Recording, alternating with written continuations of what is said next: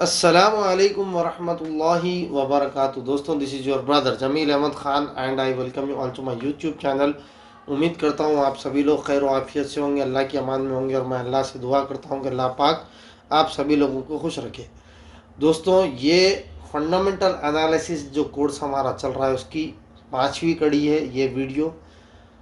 पहले 4 chapters, chapter 1 से लेकर चैप्टर 4 ऑलरेडी चैनल पर इसकी प्लेलिस्ट में मौजूद है। अगर आप वो नहीं देखे तो ये वीडियो आपके ऊपर से चले जाएगा, आपको ये बिल्कुल भी समझ में नहीं आएगा। तो मेरी आपसे गुजारिश है पहले कि अब वो 4 चैप्टर्स आप देख लो, उसके बाद ये चैप्टर पे आओ। दूसरी चीज़ मैं ये बताना चाह रहा हूँ, मेरी आपसे गुजारिश है कि प्लीज़ मेरे चैनल को जो है जितना हो सके उतना शेयर करिए, लाइक करिए। क्यों मैं ये बोलना चाहूँ कि जो है चैनल पे ऑलरेडी एक स्ट्राइक आ गई, 2 स्ट्राइक अगर आ गए तो चैनल बंद हो सकता। अगर आप सपोर्ट नहीं करेंगे तो ये चैनल ठप हो जाएगा। ठीक है, चैनल पे व्यूज़ जितना आना चाहिए उतना नहीं आ रहे, तो मेरी आपसे गुजारिश है आप प्लीज़ चैनल को सपोर्ट करिए। अगर आपको ऐसा लगता है कि मैं ये जो कंटेंट दे रहा हूँ वो वाकई में वैल्यूबल है, वाकई में आपकी ज़िंदगी में वैल्यू ऐड कर रहा है, तो प्लीज़ आप करिएगा, वरना मेरी आपसे कुछ भी ज़बरदस्ती नहीं है। ठीक है, मेरा मामला अल्लाह के साथ है। इंशाल्लाह ताला अपन सवाब जो है अल्लाह के साथ ले लेंगे, अल्लाह के पास से ले लेंगे, मिनटू से। अब आते हैं अपन ये चैप्टर नंबर 5 की तरफ। तो चैप्टर नंबर 5 में अपन सीखने वाले हैं एनएससी बीएससी के जो वेबसाइट है उसमें से अपन सेक्टोरल इंडाइसेस के बारे में सीखने वाले हैं। दोस्तों, मैं आपको बता दूं कि जो जितने भी मार्केट में बड़े बड़े फिनेंफ्लुएंसर्स हैं, जो फाइनेंस की लाइन में, ट्रेडिंग की लाइन में जो है बड़े बड़े महारत रखते हैं, उन लोग इस ये जो टॉपिक मैं जो आपको बताना चाह रहा हूँ उसके लाखों चार्ज कर रहे। लेकिन अल्हम्दुलिल्लाह अपन सीखे, अपन ख़ुद भी दुनिया के पैसे दिए, लेकिन मैं समझता हूँ अपनी उम्मत उतनी पैसे वाली है नहीं। तो इंशाल्लाह ताला अपन जो भी कंटेंट देंगे फ्री ऑफ कॉस्ट देंगे, तो प्लीज़ इसकी वैल्यू करिएगा। अब ये सेक्टोरल इंडाइसेस में जैसा कि मैंने आपको बताया कि एनएससी, जिसने एनएससी को सीख लिया, बीएससी की वेबसाइट को पढ़ना सीख लिया, आधा स्टॉक मार्केट समझ गया समझो। और जितने भी वेबसाइट आए, जैसा कि आपका screener.com है, स्टॉकेज है, मनी कंट्रोल है, ये सारे लोग जो है एनएससी से जो डेटा उठाते और परोसते आपको। 199 का प्लान बेच के, 299 का, 399 का प्लान बेच के आपको जो है, जबकि एनएससी और बीएससी आपको फ्री में डेटा देता। आपको अगर एनएससी पढ़ना आगा तो ये फ्री में डेटा है आपके लिए, लेकिन आप जो है अच्छे से परोस के 199 299 का प्लान खरीदते, तो सारी न्यूज़ें, सारी चीज़ें आपको फ्री ऑफ कॉस्ट मिल जाएगी। अगर उसकी सब्सक्रिप्शन मेरे एतबार से लेने की आपको ज़रूरत नहीं है। तो अब ये सेक्टोरल इंडाइसेस बहुत बड़ी फील्ड है स्टॉक मार्केट में। सेक्टोरल इंडाइसेस का मतलब निफ्टी ने और सेबी ने क्या किया, जैसा कि आपका निफ्टी है, निफ्टी एक इंडेक्स है। अब इंडेक्स का मतलब कुछ कंपनीज का कॉन्ग्लोमरेट, कॉन्ग्लोमरेट का मतलब अब जैसा निफ्टी 50 है, तो स्टॉक मार्केट में टॉप 5 जो निफ्टी 50 की कंपनियां हैं, निफ्टी 50 कंपनीज, अगर मैं ये मारूं इंटरनेट पे तो आपको पता चलेगा। यहाँ पर अगर आप देखो तो निफ्टी 50 के जो टॉप 5 कंपनीज है उसकी आपको लिस्ट यहाँ पर मिलेगी। ठीक है, मार्केट डेटा इंडाइसेस, ठीक है, निफ्टी 50। जैसा ही मैं निफ्टी 50 क्लिक करा तो टाटा स्टील होगा, हिंदाल्को होगा, एटर्नल का मतलब जोमेटो है आपका, अल्ट्रा सीमेंट, एल&टी, मारुति। तो ये 50 कंपनीज मिला के जो है आपका एक इंडेक्स हुआ। तो उसी तरह सेबी ने क्या किया, हर सेक्टर, अब सेक्टर का मतलब ये है कि जो है आईटी हो गया, तमाम आईटी कंपनीज का एक निफ्टी आईटी बोल के एक सेक्टर बना दिया। फार्मा हो गया, तमाम फार्मा कंपनीज का एक सेबी ने क्या किया, जो है क्या बोलूँ मैं, एक कॉन्ग्लोमरेट बना के उसका इंडाइसेस बना दिया। उसी तरह आपका इंफ्रा है, तमाम इंफ्रास्ट्रक्चर की कंपनीज का एक कॉन्ग्लोमरेट बना के इंडाइसेस बना दिया। तो बेसिकली ये इंडाइसेस क्या करती, उस इंडस्ट्री में क्या हाल है, अभी क्या सूरत हाल है उसको बयान करती। अब मिसाल के तौर पर निफ्टी रियल्टी है। रियल्टी का मतलब तमाम जितने भी रियल इस्टेट के कंपनीज है, जैसा कि आपका डीएलएफ हो गया, जैसा कि आपका एलएनटी हो गया, तो जितने भी रियल इस्टेट के कंपनीज है उसमें अगर डाउन ट्रेंड चल रहा तो मान के उसका मतलब ये है कि वहाँ से पैसा जो है निकल रहा। ठीक है। और ये जितने भी इंडाइसेस है ना, जितने भी स्टॉक मार्केट इंडाइसेस है, यहाँ पर कितने इंडाइसेस है देखेंगे अपन, वो हर वक्त एक एक इंडेक्स में पैसा नहीं रहता, एक इंडेक्स में पैसा नहीं रहता। जितने भी बड़े बड़े जितने भी ऑपरेटर्स है, जैसा कि आपका एफआईआई से डीआई से इनका पैसा एक सेक्टर से दूसरी सेक्टर को फ्लो होता। तो आपका पहला रूल स्टॉक मार्केट का ये है दोस्तों कि जो ऑपरेटर की, जो एफआईआईस की, जो डीआईआईस की के हिसाब से पैसा लगाएगा उसका ही स्टॉक मार्केट में पैसा बनता। जो इनके बरअक्स इनके खिलाफ पैसा लगाएगा, अब मिसाल के तौर पर इनला घुस रहे उन्हें निकल रहा, यानी कि रिटेलर यानी मैं और आप, जो जिसके पास छोटा पैसा है। अब एफआईआईस डीआईआईस ऑपरेटर्स घुस रहे, हम निकल रहे, तो हम हमारा ज़िंदगी में कभी भी नहीं बनता पैसा, आप लिख के लगा लो। उसी तरह हम घुस रहे उनला निकल रहे। अब मान के चलो हम फार्मा में पैसे लगा रहे, लेकिन एफआईआईस डीआईआईस और आपका जो है ऑपरेटर्स जितने भी एचएनआई से हाई नेटवर्थ इंडिविजुअल्स है, वो उन लोगों का पैसा फार्मा सेक्टर से निकल रहा। तो आप लिख के ले लो, आपका ज़िंदगी में पैसा कभी भी नहीं बनता। ये स्टॉक मार्केट का फर्स्ट उसूल है। आप हो सके तो आप जहाँ पर ट्रेड करते हैं या आपके फ़ोन से ट्रेड करते हैं तो वहाँ पर आप लिख के लगा लो। तो आपको जहाँ पर पैसे का बहाव है वहीं आपका पैसा लगना चाहिए।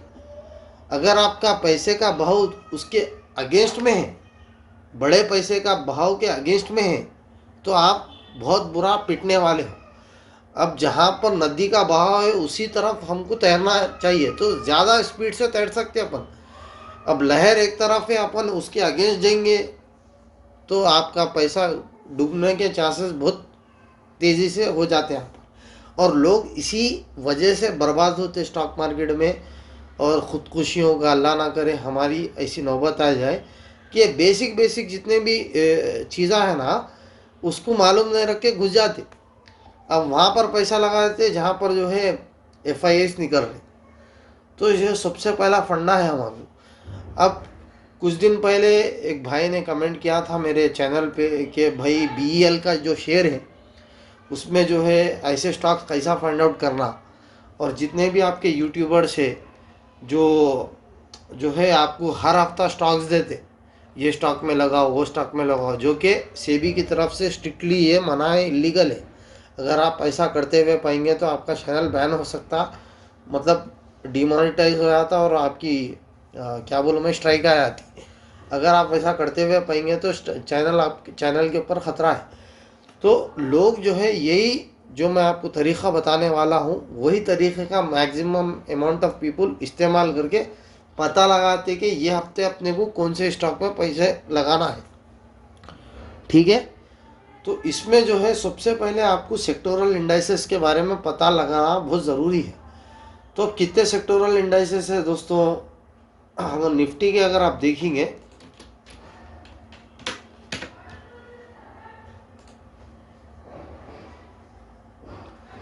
यहाँ पर एलआईसी की ये वेबसाइट है, आप गूगल भी कर ले सकते हो। मैं आपको आसान तरीके से बता दूँ कि ये जो वेबसाइट है, वेबसाइट पे आपको मार्केट डाटा बोल के दिख रहा, उसमें अगर आप जाओ, उसमें जाने के बाद इंडाइसेस में जाओ। इंडाइसेस में जाने के बाद यहाँ पर आपको जो है कितने सारे इंडाइसेस है उसकी एक लिस्ट मिलती है। ठीक है। ये बहुत बड़ी लिस्ट है। वैसे तो अपने को एक ओवरऑल ओवरव्यू होना है अपने को, या हाई लेवल व्यू जिसको अपन बोलते हैं ऊपर से, ईगल आई, अगर अपने को देखना है ऊपर से मालूम करना है। अब ये तो बहुत बड़ी लिस्ट है, अब इसको एनालाइज करना बोल तो बहुत टाइम लग जाएगा। तो अपन यहाँ क्या करेंगे, ये छोटा ऑप्शन दिख रहा मेरे कर्सर पे देखो आप, यहाँ पर जो है हीट मैप है। हीट मैप को जैसा ही आप क्लिक करेंगे तो एक मैप किस्म का आता जो है, जिसमें जो है ब्रॉड मार्केट इंडाइसेस, यहाँ पर तीन है, सॉरी चार है। ब्रॉड मार्केट इंडाइसेस है, सेक्टोरल इंडाइसेस है, थीमेटिक इंडाइसेस है, स्ट्रैटेजी इंडाइसेस है। अब ब्रॉड मार्केट इंडाइसेस यानी कि broad market high level view, सबसे ऊपर का लेवल का व्यू। अब ये ब्रॉड मार्केट में निफ्टी 50 जो है, निफ्टी 50 में जो है वो, जैसे कि मैंने आपको बताया कि जो 50 टॉप कंपनी से वो आगे निफ्टी नेक्स्ट 50 यानी कि 50 के बाद वाले 50 इसमें आगे, निफ्टी मिड कैप 50 यानी कि मिड कैप। आप इसमें भी तीन रहते, small cap, mid cap, large cap. इसमें मैं इंशाल्लाह ताला ये चीज़ को भी मैं ज़रा डिटेल में आगे बताऊंगा। तो स्मॉल कैप का मतलब जिसकी मार्केट कैपिटलाइजेशन 1000 करोड़ के नीचे है वो स्मॉल कैप में आते। जिसकी 1000 से 10,000 करोड़ की के बीच में है वो मिड कैप में आते हैं, और जिसकी 10,000 से जितना भी 1 लाख 2 लाख 3 लाख, जैसा कि आपके रिलायंस है, जैसा कि आपका टाटा है, जैसा कि आपका विप्रो है, ये सारे जो है लार्ज कैप में आते। तो मिड कैप है, मिड कैप के हिसाब से mid cap 50, mid cap 100, mid cap 150, small cap, इसके हिसाब से भी इन लोगों ने एक लिस्ट बनाई। अब यहाँ पर एक मेजर चीज़ है वो है सेक्टोरल इंडाइसेस।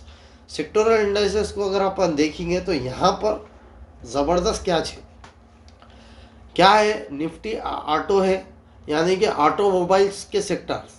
जैसा कि ऑटोमोबाइल्स में क्या है, बजाज ऑटोमोबाइल्स है, आपका टीवीएस है, आपका कितने, इसको क्लिक करें तो आपको स्टॉक की लिस्ट आ जाती है। अशोक लीलैंड, सोनाकॉम्स, Maruti, Bharat Forge, Motherson Sumi, TVS Motor, M&M, ये जितने भी हैं।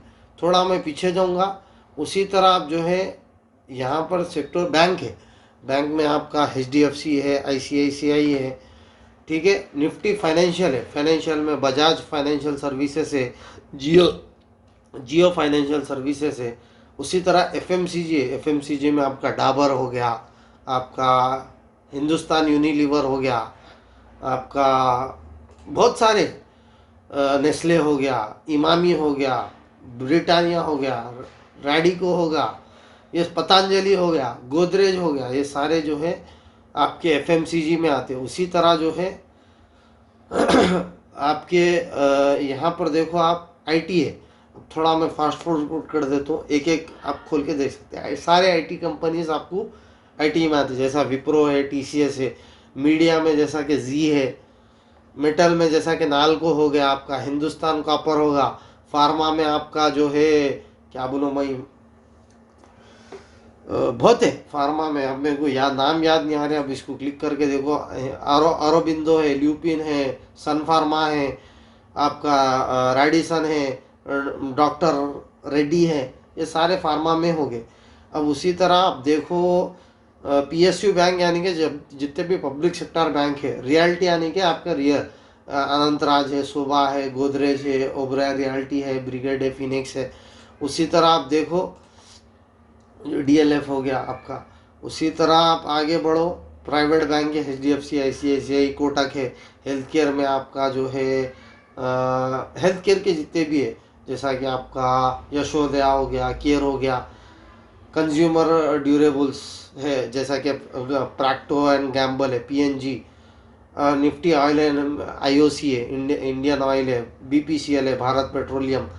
निफ्टी मिड स्मॉल है, केमिकल है, केमिकल में आपका NFL हो गया। वैसे ही आप एक एक करके आप जो है खोल के देख लो। यहाँ पर थीम के हिसाब से भी है, आपको कमोडिटी है, कंजप्शन है, एनर्जी है। एनर्जी के सारे कमोडिटी यानी कि मेटल सेक्टर, मेटल जैसा कि एल्यूमिनियम है, आपका कॉपर हो गया, गोल्ड हो गया, पूरे कमोडिटी में आते। कंजप्शन में आपका खाना है, वीट है, जितने भी कंजप्शन के वो है। सर्विसेज बेस बोल तो विप्रो हो गया, TCS हो गया।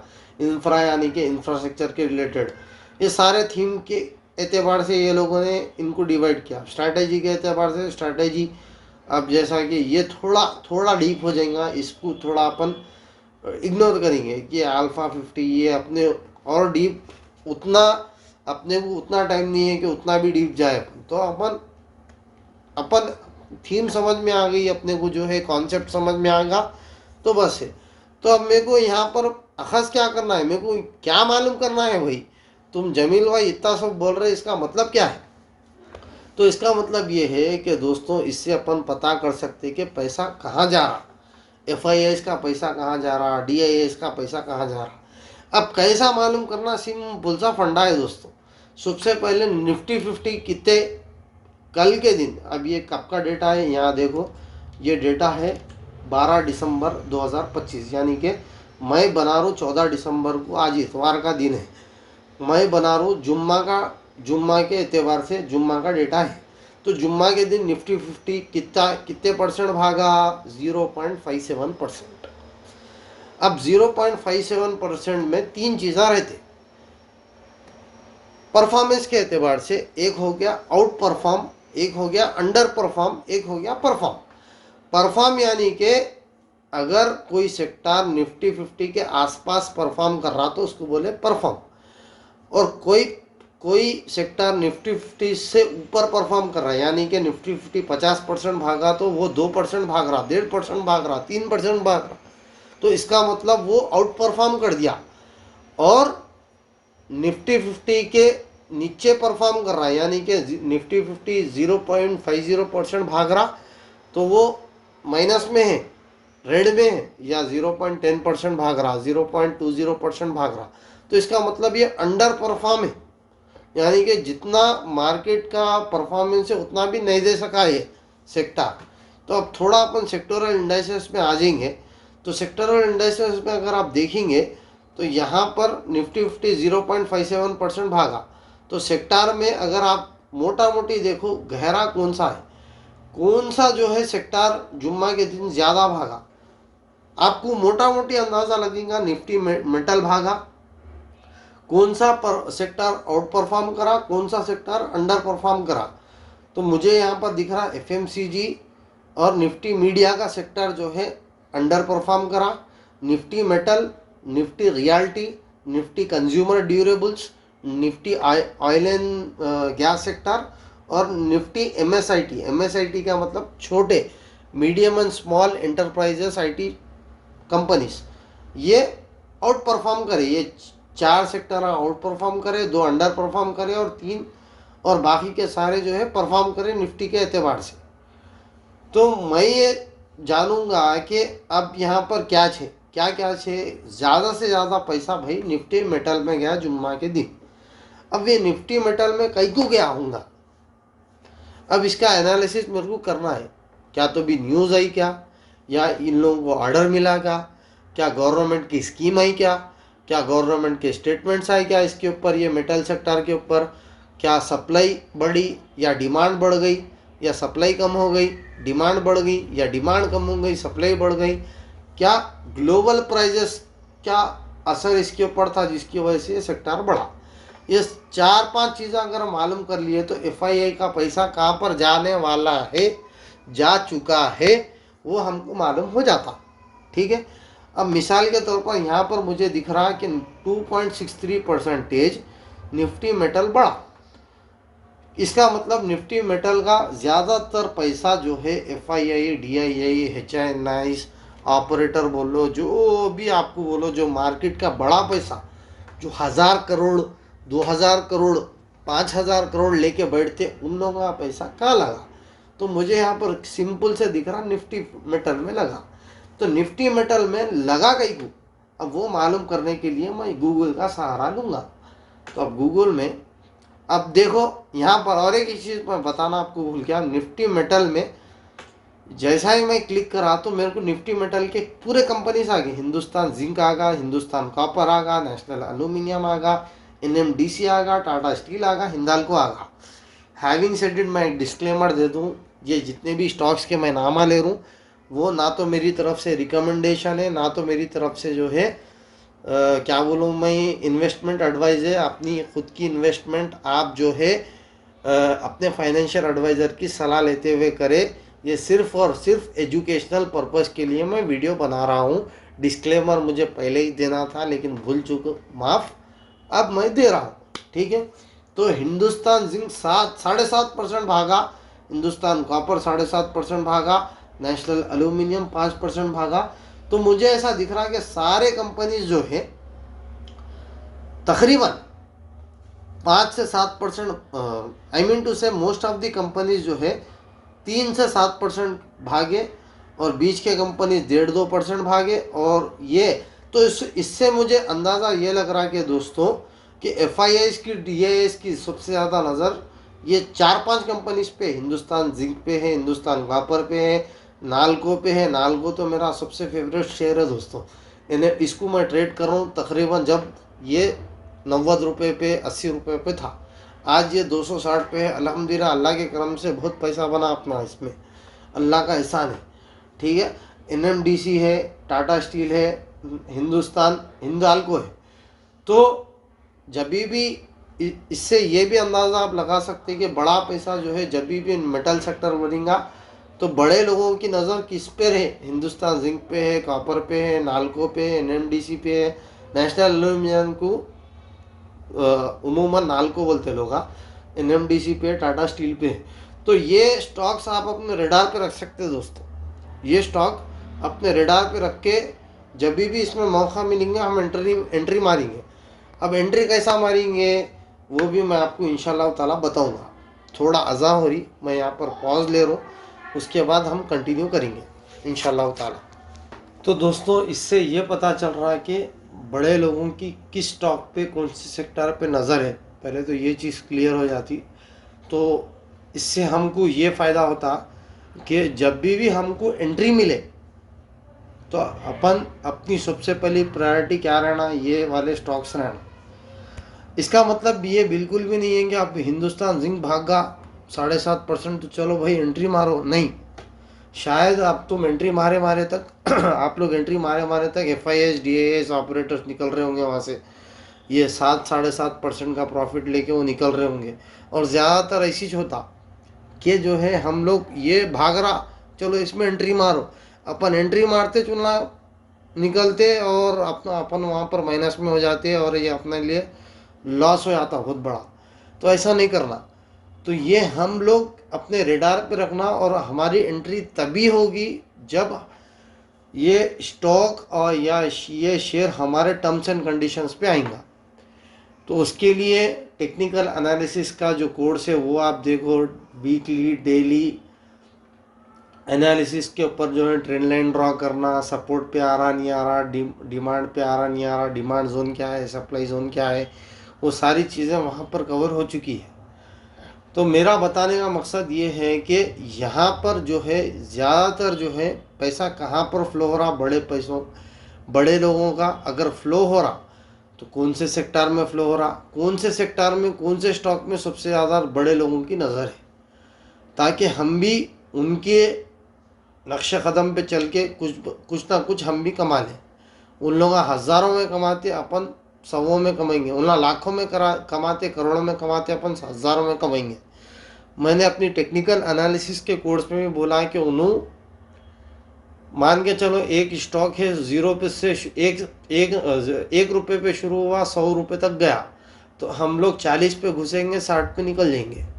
ये हमारा 20, क्योंकि हम रिटेलर हैं, हमारे पास हमारी उतनी सकत है, हमारे पास उतनी हैसियत है, हम उससे ज़्यादा आगे नहीं बढ़ सकते।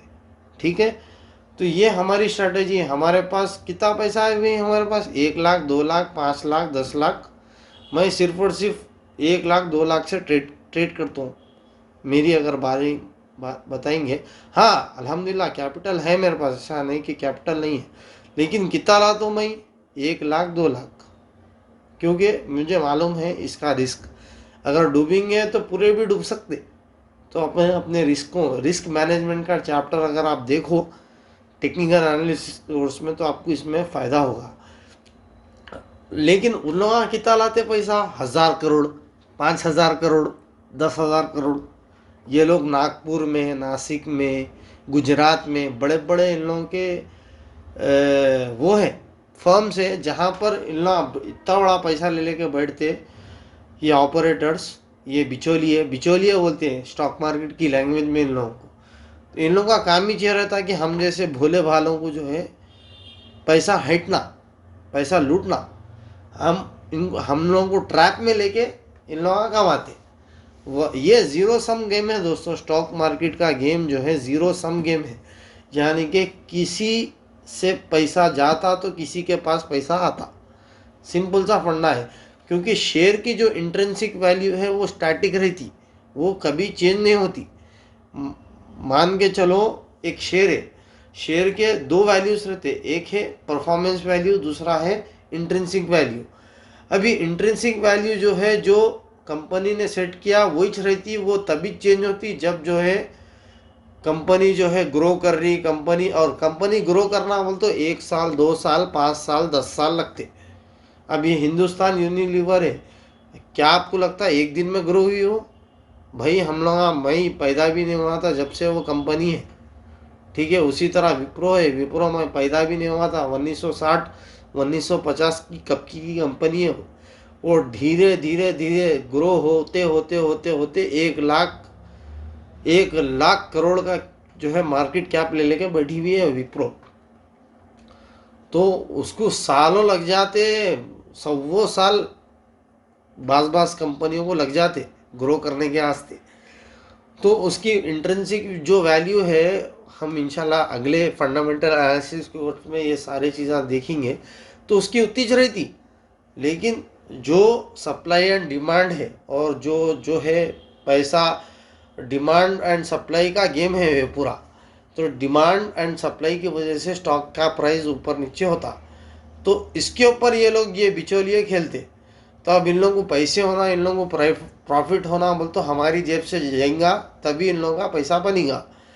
तो अगर हम भी उनके नक्शे कदम पे चलेंगे, क्योंकि उनके पास बड़ा पैसा है, उन्हें स्टॉक मार्केट को हिला भी सकते, मैनिपुलेट भी कर सकते अगर चाहे तो। हालांकि सेबी करने नहीं देता, लेकिन अगर उन्हें चाहे तो एक दिन में स्टॉक मार्केट को 10% 20% भी गिरा सकते, उतना पैसा है।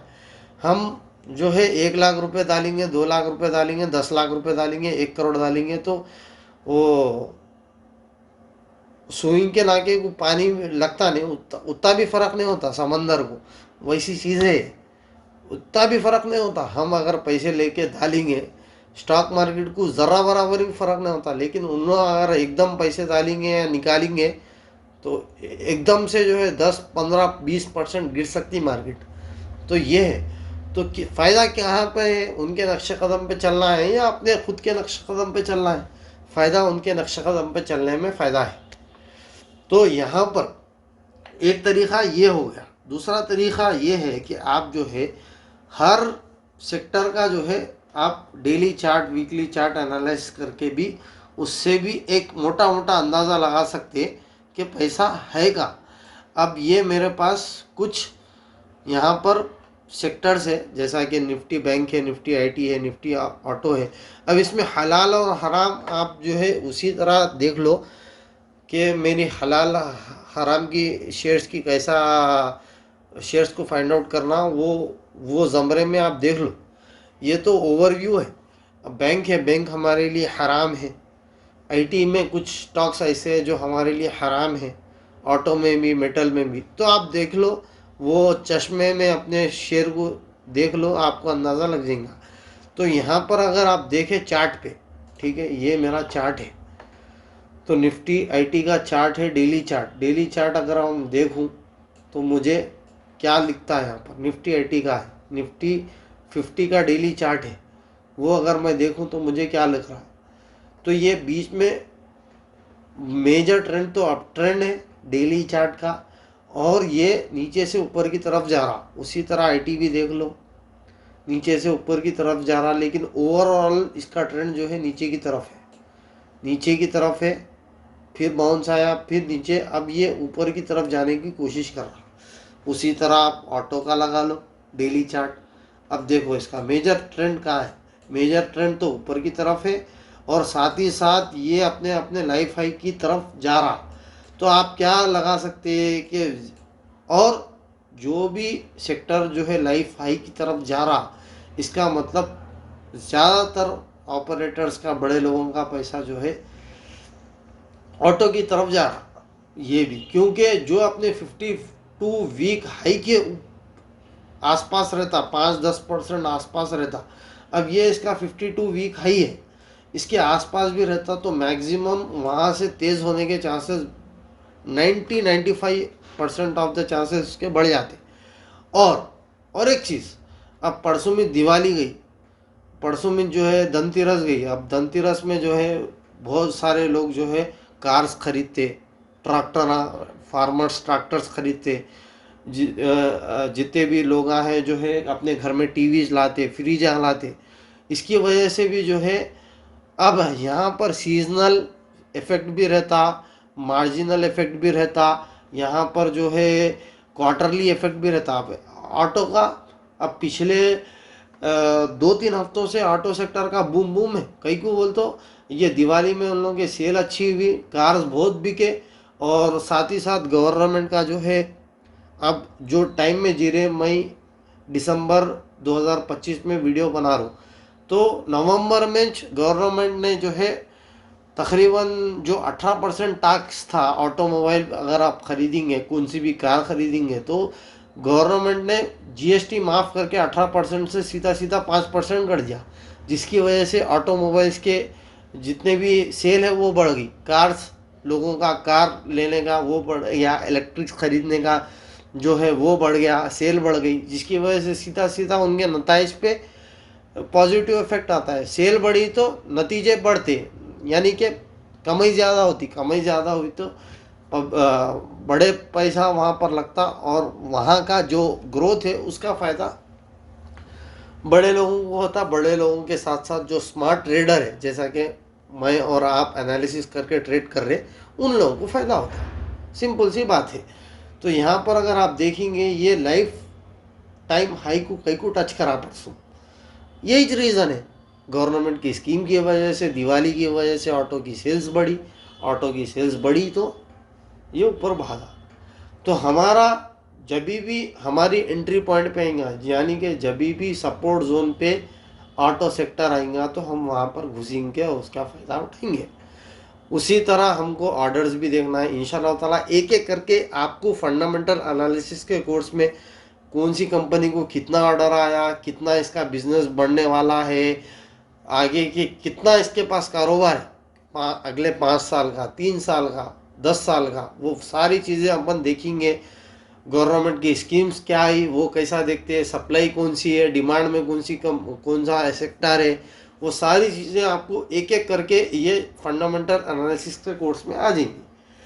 तो मैं आपको बता रहा हूँ ये $1 मिलियन कोर्स होने वाला है इंशाल्लाह ताला, जो कि मैं आपको फ्री में दे रहा हूँ। आप इसकी कदर कर लो, और मैं आपको दिल से बता रहा हूँ, आपको स्टॉक मार्केट में पैसा लगाने से, पैसा बनाने से कोई भी जो है रोक नहीं सकता, सिवाय अल्लाह के। अल्लाह की ताकत तो बहुत बड़ी है, सिवाय अल्लाह के जो है दुनिया की कोई ताकत आपको रोक नहीं सकती, अगर आप ये चीज़ें सीखे। उसी तरह आप मेंटल एनालिसिस करो, रियलिटी करो, आप अपने जो क्या बोलूँ मैं, जो फ्री टाइम है उसमें ये चीज़ों को देखो और समझने की कोशिश करो। अब यहाँ पर देखो एफएमसीजी यहाँ पर आप डाउन जा रहा, देखो ये डाउन जा रहा है ये पूरा, तो इसका मतलब यहाँ से पैसा निकल रहा। लेकिन अगर आप देखो तो ये सपोर्ट जोन पे है, अभी यहाँ पर पैसा तो निकल रहा लेकिन आ भी सकता। अगर यहाँ पर आया तो एक बड़ी स्पाइक यहाँ पर आपको नज़र आती है।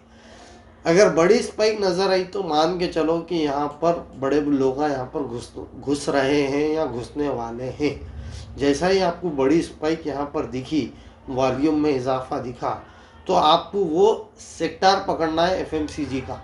एफएमसीजी में ये देखना है कि क्या गवर्नमेंट का ऑर्डर मिला इसको, या गवर्नमेंट की स्कीम आई, या गवर्नमेंट ने इसका टैक्स रिड्यूस करा, या ग्लोबल प्राइजेस, जैसा कि आपका मेटल सेक्टर है। आपका मेटल सेक्टर कई को बढ़ा कल भाई, इसीलिए बढ़ा कि ग्लोबल कमोडिटी प्राइजेस, जैसा कि एल्यूमिनियम का प्राइस है, जैसा कि आपका जिंक का प्राइस है, जैसा कि कॉपर का प्राइस है, उसमें बढ़ोतरी आई। सप्लाई कम हुआ, डिमांड ज़्यादा हुआ, जिसकी वजह से जुम्मा के दिन मेटल सेक्टर बढ़ा।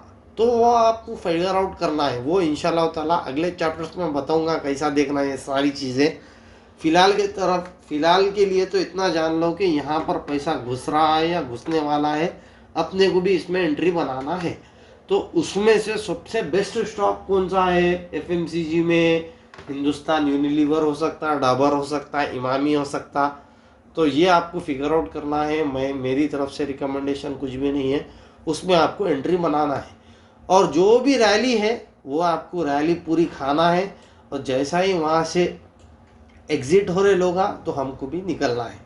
बड़े लोग एग्जिट हो रहे, सो कैसा मालूम होता? वो टेक्निकल एनालिसिस की कोर्स में मैंने बताया कि डाउन ट्रेंड फॉर्म हुआ, यानी कि लोअर लो लोअर हाई फॉर्म हुआ, तो इसका मतलब ट्रेंड चेंज हो रहा वहाँ से, या जो है सप्लाई टूट रही या डिमांड जोन टूट रहा, तो इसका मतलब कि ट्रेंड चेंज हो रहा वहाँ पर, यानी कि पैसा वहाँ से निकल रहा। और साथ ही साथ आर्टिकल्स पढ़ना भी।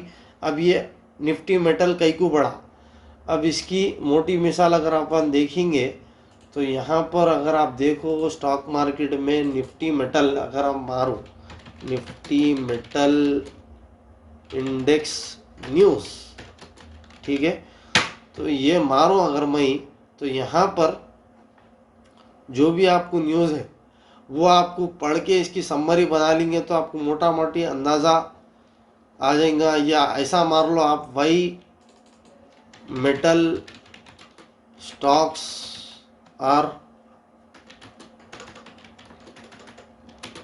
राइजिंग टुडे, ठीक है। तो ये देखो यहाँ पर बता दिया, देखो the cut brought down the rate to 3.5 to 3.75% range, ठीक है। इसकी वजह से फॉरेन इन्वेस्टर्स क्या बोल रहा है यहाँ पर, 3.75 से 3.5 कट हुआ, रेट कट हुआ है, जिसकी वजह से मेटल सेक्टर बढ़ा। तो ये एक रीज़न है जिसकी वजह से बहुत सारे जिंक वगैरह बढ़े। तो उम्मीद करता हूँ आपको ये सारी चीज़ समझ में आई होगी। अगर नहीं आई तो मेरी आपसे अदबन गुजारिश है, फिर से ये वीडियो को देखें, चलाएं, बार बार लोगों को बताएं। ये $1 मिलियन कॉन्सेप्ट है दोस्तों, और आपके यूट्यूबर जिसको भी आप फॉलो करते, इसी कॉन्सेप्ट को लेके आपको हफ्ता हफ्ता स्टॉक्स देते। ये स्टॉक ये हफ्ता बढ़ने वाला है, वो स्टॉक हफ्ता बढ़ने वाला है, या आपका मनी कंट्रोल हो गया, वो रिकमेंडेशंस देता। उन लोगों के पास लाइसेंस रहता, उन ना दे सकते। वो कैसा फाइंड आउट करते हैं? ये रीज़न है, ये डेटा है, ये प्रोसेस है जिसको फॉलो करके वो लोग जो है पता लगाते कि बड़ा पैसा कहाँ घुस रहा, अपने को भी किधर घुसना है। तो उम्मीद करता हूँ आपको ये सारा चैप्टर समझ में नहीं आया होगा। अगर नहीं आया है तो प्लीज़ ये वीडियो को दोबारा तिबारा चबारा देखें, और वीडियो का भरपूर फ़ायदा उठाएं, और लोगों के साथ भी इसको शेयर करें, मेरे लिए दुआ करें। मैं अगले चैप्टर में फिर से हाजिर होऊंगा, तब तक के लिए मुझे इजाज़त दीजिए। आपका भाई जमील अहमद खान। अस्सलामु अलैकुम व रहमतुल्लाहि व बरकातहू।